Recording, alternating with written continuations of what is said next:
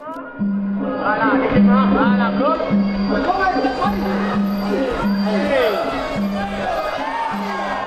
Bon, comment on en est arrivé là? Bon les amis, mon éditeur Albin Michel vient de m'envoyer quelque chose. J'ai le cœur qui bat de fou. Wow. De l'extérieur, j'avais réussi. À 25 ans, je cumulais un salaire respectable, un emploi du temps chargé et une trentaine de paires de chaussures. Pourtant, intérieurement, je me sentais vide. Je vivais dans une vaste colocation parisienne peuplée de gens occupés. Chaque matin, je me joignais au tumulte du métro, luttant contre la montre pour arriver à l'heure au morning meeting.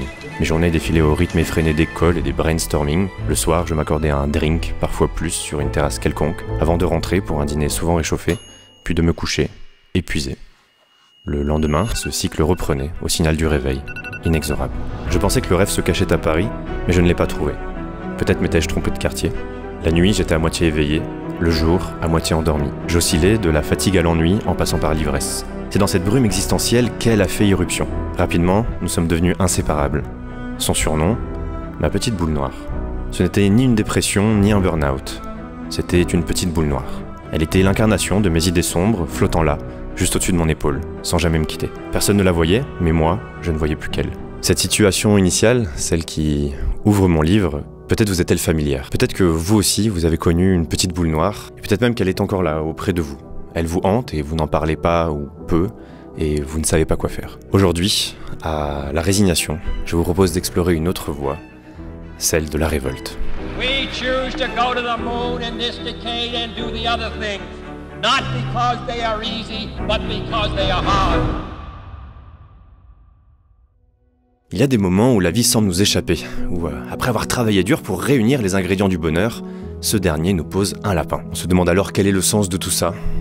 Pourquoi, demain matin, devrais-je une nouvelle fois me lever? En 2019, après le crash de ma start-up, j'ai pris un job à Paris pour renflouer mon compte en banque. Ça y est, j'étais stable, ma mère était fière, mais moi, je m'éteignais un peu plus chaque jour. C'est à cette période qu'une amie du lycée m'a proposé de partir au Kirghizistan.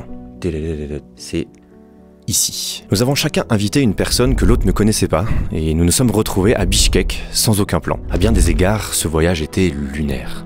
Et là-bas, la flamme qui brûlait jadis en moi s'est peu à peu ravivée. Dans ces montagnes, je me suis fait une promesse, celle de ne plus jamais me résigner face à mon destin. De retour à Paris, je suis entré en introspection. J'ai passé 6 mois à lire, à écrire et à méditer sur la vie que je souhaitais vraiment mener. Et parmi tous les exercices auxquels je me suis essayé, Ikigai a été l'un des plus décisifs. Ikigai, c'est un mot japonais difficile à traduire que l'on pourrait apparenter à la raison de se lever le matin. Peut-être avez-vous déjà vu ce dessin. C'est une interprétation occidentale qui place notre Ikigai à la croisée de ce que l'on aime, de ce en quoi on est doué, de ce pourquoi on peut être payé et de ce dont le monde a besoin. Le 1er février 2020, j'ai rédigé une phrase dans mes notes qui allait tout changer. Elle disait je veux explorer de nouvelles idées, de nouvelles disciplines, de nouveaux lieux et partager mes découvertes. J'avais ainsi synthétisé mon Ikigai autour de 2 actions fondamentales, explorer et partager. Cette double aspiration sommeillait en moi depuis longtemps déjà. Ce qui m'avait manqué jusqu'alors, c'était du courage. Où en étais-je? Au fil des jours, cette phrase s'est transformée en projet, puis en engagement. Sans être totalement prêt, mais persuadé qu'on ne l'est jamais tout à fait, j'ai démissionné. J'étais sur le point de prendre un pari fou, tout laisser derrière moi pour partir relever 100 challenges à travers le monde. Je n'avais aucune idée de ce qu'un tel nombre représentait. J'avais juste soif de découverte. Ces challenges, ce serait mon comment, à la recherche d'un pourquoi, une quête de sens qui, je ne le savais pas encore, allait durer plus d'1 millier de jours et me conduire jusqu'aux confins de la Terre. Sauf que, évidemment, rien ne s'est passé comme prévu. En se questionnant sur l'existence d'une vie avant la mort, le philosophe et essayiste Pierre Rabhi a observé la perpétuelle incarcération de l'homme. De la maternelle à l'université, on est enfermé, on appelle ça un bahut. Tout le monde travaille dans des boîtes, des petites, des grandes boîtes, etc. Même pour aller s'amuser, on y va en boîte. Bien sûr, dans sa caisse, hein, bien entendu. Et puis vous avez la dernière boîte où on stocke les vieux. En attendant, la dernière boîte que je vous laisse deviner. Est-ce une fatalité? J'espérais m'affranchir de cet emprisonnement. Après avoir quitté mon emploi, réglé mes dettes et rendu mes clés, le destin m'a pourtant rattrapé.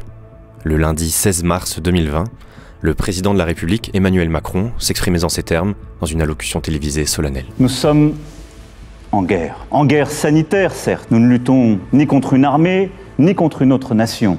Mais l'ennemi est là, invisible, insaisissable, qui progresse. Et cela requiert notre mobilisation générale. Moi qui rêvais de quitter la France pour parcourir la terre, j'étais de retour en Provence, chez ma mère.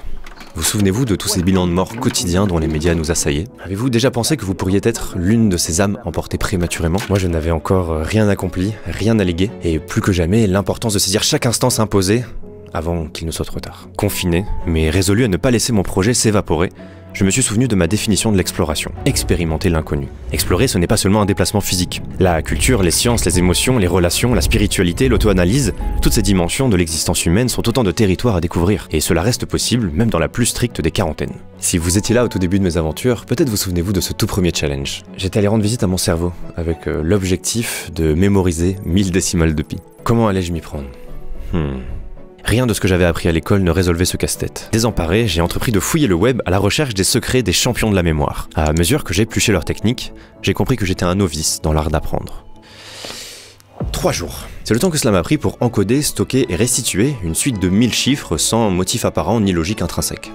Ce qui devrait nous faire un total de 1002 décimales de pi. C'est aussi le temps qu'il m'a fallu pour découvrir le potentiel insoupçonné qui sommeille en nous. Alors je ne m'étalerai pas ici sur ma méthode, mais vous pourrez la retrouver là-dedans. On ne peut pas apprendre tout, mais tout peut s'apprendre. Voilà ce que j'ai essayé de prouver. C'est devenu ma première quête et j'ai passé les semaines suivantes à relever de nombreux challenges dans cette optique, comme composer une musique, dessiner un visage, rapper vite, à plus de 8 mots par seconde, jongler avec 5 balles, résoudre un Rubik's Cube en moins d'1 minute, mémoriser les drapeaux et les capitales de tous les pays, et bien d'autres fantaisies. Chaque jour devenait une nouvelle opportunité de plonger dans un domaine en mettant de côté mes a priori. J'essayais, ajustais, célébrais, écrivais, filmais et publiais mes découvertes. Chaque défi me stimulait, aiguisait ma créativité, nourrissait ma curiosité. Par exemple, apprendre que le Rubik's Cube possède plus de 43 trillions de combinaisons possibles m'a fasciné. Pourquoi? Parce qu'il est bien difficile de se représenter un tel nombre. Y arrivez-vous? Astuce, utilisez le temps. Si vous examiniez 1 million de configurations par seconde, il vous faudrait plus de 1 million d'années pour toutes les voir. Une autre manière de visualiser un nombre si colossal est de le matérialiser. En plaçant tous les Rubik's Cube dans des configurations uniques, côte à côte, on pourrait recouvrir la Terre sur une hauteur de 5 étages. Je confesse avoir un faible pour ce type d'anecdote. Et puis, un matin, j'ai jeté un regard derrière mon épaule. Ma petite boule noire avait disparu. En trouvant un but, j'avais surmonté mon malaise. Après une période d'affolement, la France reprenait progressivement son souffle, et moi, je ne tenais plus en place. Les frontières étaient encore closes, mais l'arrivée de l'été m'offrait une lueur d'espoir pour une évasion tant attendue. Nous vivons dans une ère du toujours plus. Toujours plus d'argent, de responsabilités, de nourriture, de vêtements, de notifications, de pixels, d'informations, de craintes. Le moins n'est-il pourtant pas l'instrument du mieux? La pub nous fait courir après des voitures et des fringues. On fait des boulots qu'on déteste pour se payer des merdes qui nous servent à rien. Lorsque j'ai appris que plusieurs pays annonçaient un allègement des restrictions sanitaires, j'ai ouvert un sac. Dedans, j'ai mis tout ce dont j'avais besoin pour partir à l'aventure. Qu'est-ce que j'avais? Quelques vêtements, une lampe frontale, une trousse de toilette et mon passeport. Et j'y ai ajouté de quoi documenter. Je les ai là-bas. Hop, ils sont là. Une petite caméra, un micro, mon fidèle MacBook dans lequel j'avais mis presque toutes mes économies, un carnet et un stylo. C'est tout. Au total, il ne me restait plus que 75 objets. J'ai donné tout le reste de mes possessions et à la première occasion, je suis parti. D'abord autour de l'Europe, de l'Espagne à la Bulgarie, en passant par l'Italie. Ah oui, et en chemin, je me suis lancé le défi de résoudre l'énigme la plus difficile du monde. Si vous ne l'avez jamais entendu, la voilà. Derrière 3 personnages, A, B et C, se cachent les dieux vrai, faux et aléatoire. Vrai dit toujours la vérité, faux dit toujours le contraire de la vérité, et aléatoire choisit ses réponses au hasard. Votre tâche est de dévoiler les identités de A, B et C en posant uniquement 3 questions dont la réponse est vraie ou faux. Les dieux comprennent le français, mais ils répondront à vos questions dans leur propre langue, c'est-à-dire par da et ja. Vous ne savez pas à quoi ces réponses correspondent. Eh ben, bonne chance. Moi, j'ai bien galéré. J'ai ensuite rejoint les Émirats Arabes Unis, mais passer d'un bâtiment climatisé à un autre à bord d'un taxi lui aussi climatisé ne correspondait pas vraiment à ce que j'attendais de ce voyage. L'Afrique m'appelait, et c'est ainsi qu'a débuté l'arc tanzanien. C'est où la Tanzanie? C'est ici. Là-bas, j'ai fait des rencontres qui ont commencé à profondément me changer. Je pense à Hassan, qui m'a appris à peindre une girafe, et à sa famille, chez qui nous avons cuisiné Swahili. Je pense à Suleiman, que je retrouvais chaque matin sur la plage pour admirer le lever du soleil. Ou encore à Patrick, notre guide le temps d'un safari dans le parc national de Mikumi. Et puis il y avait les Maasai, cette tribu de nomades, éleveurs et guerriers, qui m'ont beaucoup fait réfléchir sur ce que cela signifiait de réussir sa vie. D'après vous, qu'est-ce qu'une bonne vie? Pas facile de répondre, n'est-ce pas? Les mois passés, en France, les confinements se succédaient, et moi, j'ai poursuivi ma route jusqu'en Afrique du Sud. Là-bas, de nouveaux défis m'attendaient, comme battre un expert du jeu d'échecs, ou passer 48 heures les yeux bandés, Une expérience que je vous recommande vivement. Et c'est alors qu'est apparu le fameux variant sud-africain. C'est cette peur de se retrouver à nouveau enfermé qui a précipité mon départ. Direction l'Amérique. Lorsque j'ai annoncé à mes proches mon intention de partir relever 100 challenges à travers le monde, ils ont tous projeté leurs inquiétudes sur moi. Ils me disaient que c'était dangereux, mais ils parlaient de leurs propres insécurités. À l'aune de l'ombre grandissante que projetait ma petite boule noire, pour moi, c'était l'inaction le véritable danger. Comme dirait Paulo Coelho, un navire gardé au port est en sécurité, mais ce n'est pas pour cela qu'il a été construit. J'étais en train de pourrir à quai. Alors, je suis parti. Bien sûr que j'avais peur, mais le courage, ce n'est pas de braver les tempêtes sans crainte. Le courage, c'est de ressentir cette peur, et malgré elle, d'avancer résolument vers l'horizon de ses rêves. En atterrissant au Costa Rica, j'ai senti qu'il était temps de passer un cap. Mon quotidien ne me faisait plus peur, je ne me sentais plus courageux. Le chaos des voyages était devenu ma norme, et mes défis n'étaient plus à la hauteur de l'homme que j'aspirais à devenir. Repensez à l'ambition la plus extravagante que vous n'avez jamais osé poursuivre. Qu'est-ce qui vous retient? Vous avez sûrement des tas de bonnes excuses. J'en avais aussi. Si je voulais pousser plus loin, plus ambitieux, plus fou, il fallait me libérer de cette prison imaginaire. Je pressentais que la clé se trouvait en moi, cachée derrière les ombres de ce qui me paraissait inconfortable, insolite, effrayant. Dépasser mes barrières mentales est devenu le nouveau sens de mon voyage. Et pour marquer symboliquement cette évolution, je suis volontairement allé me faire piquer par une Paraponera clavata. Vous savez, c'est cette fourmi qui est employée par certaines tribus indigènes d'Amazonie dans des rites de passage à l'âge adulte. Pourquoi? Eh bien parce que sa piqûre est réputée comme étant l'une des plus douloureuses, si ce n'est la plus douloureuse, du règne animal. Alors, à quel point? Eh bien, un indice se trouve dans son surnom, la fourmi balle de fusil. Faut savoir que les effets de la ponéra-toxine peuvent durer jusqu'à 24 heures. Et étant donné que cette vidéo est la première de ma chaîne à avoir dépassé le 1 million de vues, vous êtes nombreux à avoir découvert ma tête pour la première fois alors que je me trouvais dans cette situation. Celui qui m'accompagne dans cet extrait, c'est Cacho, un autochtone originaire de la tribu des Bribri. Et si dans mon livre je raconte en détail notre rencontre, c'est parce que cet homme m'a énormément appris. À la suite de cette première escapade, il m'a amené dans la jungle avec lui pour une semaine en mode survie. Et il a pris le temps de me transmettre une partie de son savoir sur la faune, la flore et sur sa relation avec la nature. Nous avons fabriqué un abri, ainsi qu'une lance, un arc, une flèche, un lance-pierre et même des pièges. Et puis les soirs, Cacho me contait les traditions et les croyances de son peuple. Il me parlait de Sibo, le grand architecte, de Solkula, le leader des démons, ou encore d'Iriria, la terre-mère, à qui nous rendions régulièrement hommage.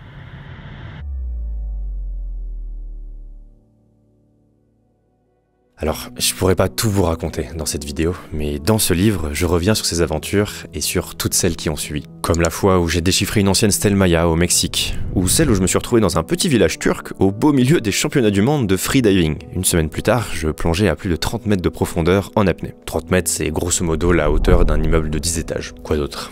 Ah oui, il y a cette hypothermie, après être resté 10 minutes dans l'eau gelée, sous le regard vigilant de Claude Cazes. Ou bien l'épisode dans les catacombes de Paris, où je suis allé me perdre avec Johan Leroux. Au-delà des anecdotes, ce livre retrace toutes ces rencontres qui ont éclairé mon chemin, comme celle avec Mohamed qui était mon guide dans l'immensité du Sahara. Non, on dit quand tu vis, tu vois, et quand tu voyages, tu vois davantage. C'était ici, en Mauritanie. Vous savez, même lorsque l'on voyage en solo, comme lorsque j'ai traversé l'Europe en train jusqu'à la mer Noire, eh bien, à moins de le vouloir vraiment, on ne reste jamais seul très longtemps. Au fond, qu'est-ce que le voyage si ce n'est d'aller de soi à soi, en passant par les autres? C'est aussi cette recherche identitaire qui, après plus de 1000 jours d'aventure, m'a conduit jusqu'en Antarctique, sur les traces des plus grands explorateurs. Cette fois, c'est là-dessous.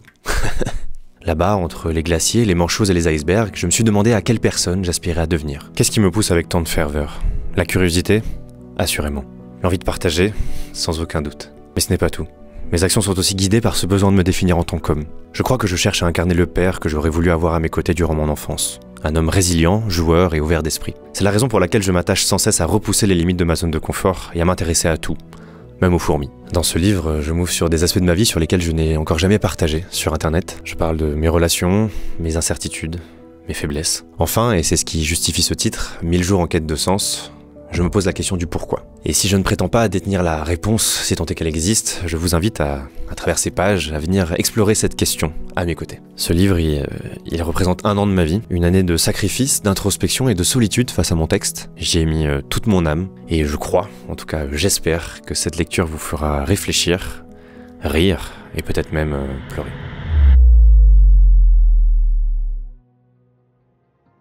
Sur cette chaîne YouTube, j'ai longtemps eu le besoin de me prouver des choses. C'était une quête personnelle, auto-centrée, je le reconnais, mais nécessaire pour m'accomplir. Aujourd'hui, je suis beaucoup plus porté par cette volonté de partager mes aventures avec ceux que j'aime, comme c'était le cas avec Ivan en Thaïlande.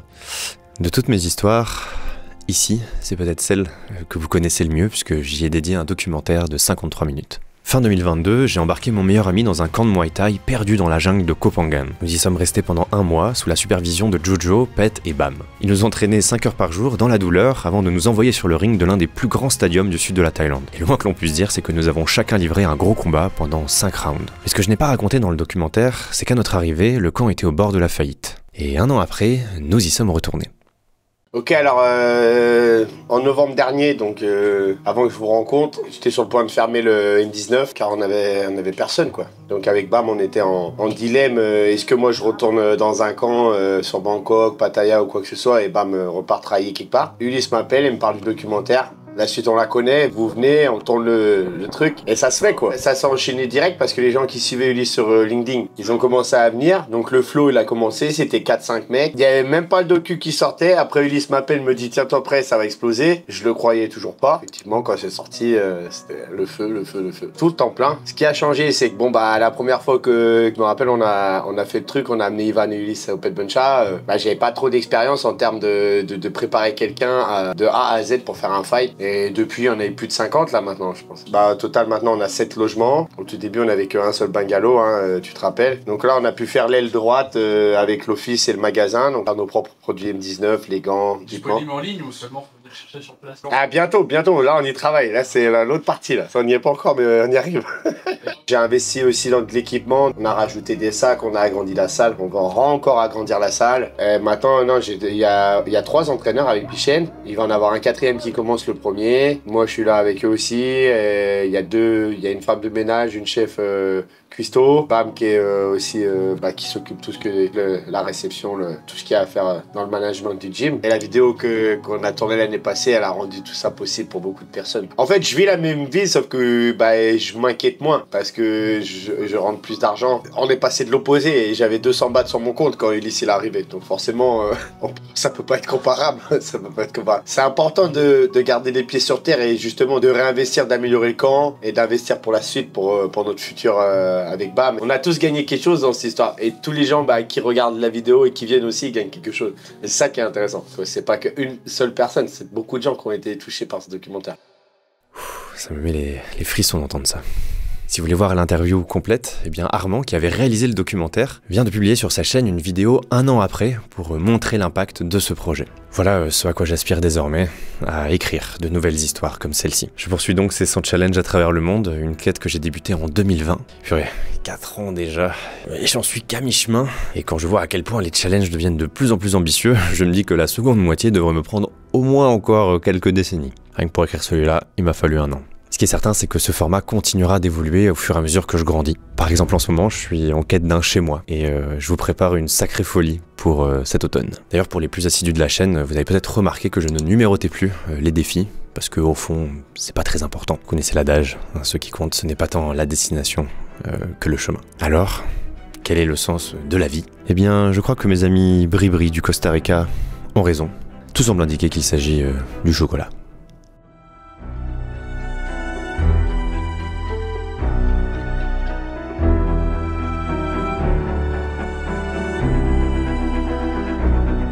Si vous avez peur, c'est bon signe, ça veut dire qu'il y a un enjeu, ça veut dire qu'il faut y aller. D'ailleurs, le courage, c'est pas de braver tous les dangers sans jamais avoir peur, non. Le courage, c'est d'avoir peur et d'y aller quand même. La mer noire! Vous allez intégrer, vous allez être foutu dans le mental, hein. C'est mental en fait, c'est mental.